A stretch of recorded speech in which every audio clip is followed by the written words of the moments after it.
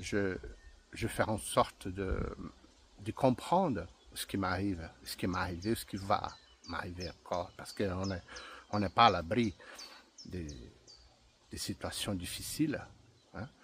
Mais en même temps, derrière tout ça, il y a un arc-en-ciel magnifique. Il y a toujours des choses qui t'attendent. Vous pouvez remarquer, hein, après des situations hyper compliquées, hyper difficiles, il y a toujours un bonheur, quelque chose qui nous annonce euh, qu'après ça, après la tempête, il y a la bonne aventure, il y a la bonne onde, il y a l'abondance et la prospérité. Comment on peut voir tout ça dans un moment difficile? Oui, je comprends, c'est très difficile, mais c'est tout à fait faisable et praticable dans le sens qu'il va falloir déprogrammer certaines choses, de faire certaines choses dans nos esprits.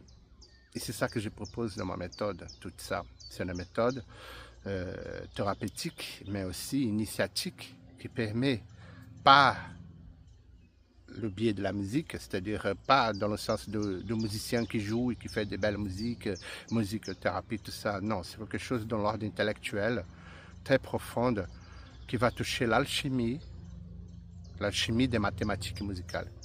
Qu'est-ce qui implique une note quand elle sonne dans certaines octaves et certaines tonalités? La relation de cette même note quand elle sonne ensemble en mi ou en mi bémol, quand l'accord sonne plutôt soleil ou plutôt lunaire. Pourquoi que certaines mélodies nous touchent plus que d'autres? Pourquoi que certaines tonalités nous font vibrer, d'autres moins? Pourquoi qu'il y a des sonorités qui ne sont pas du tout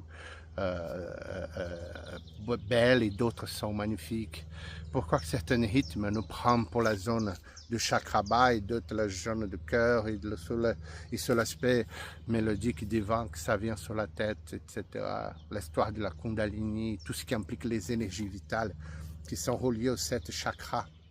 Donc j'ai étudié profondément, hein, les concepts hindouistes et tout ce qui implique les connaissances hindoues et les connaissances de Bhagavata, de Bhagavad-Gita, qui sont des écritures anciennes, très très très anciennes indiennes, qui nous parlent ouvertement de plusieurs types de corps qu'on a.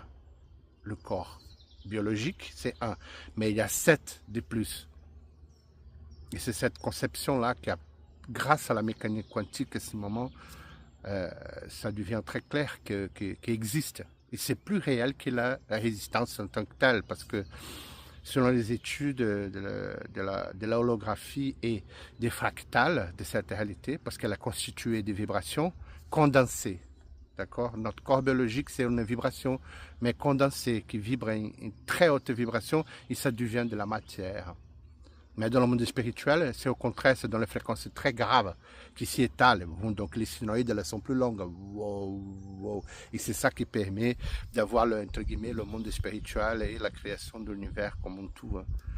De macrocosme au microcosme, il y a toute une correspondance.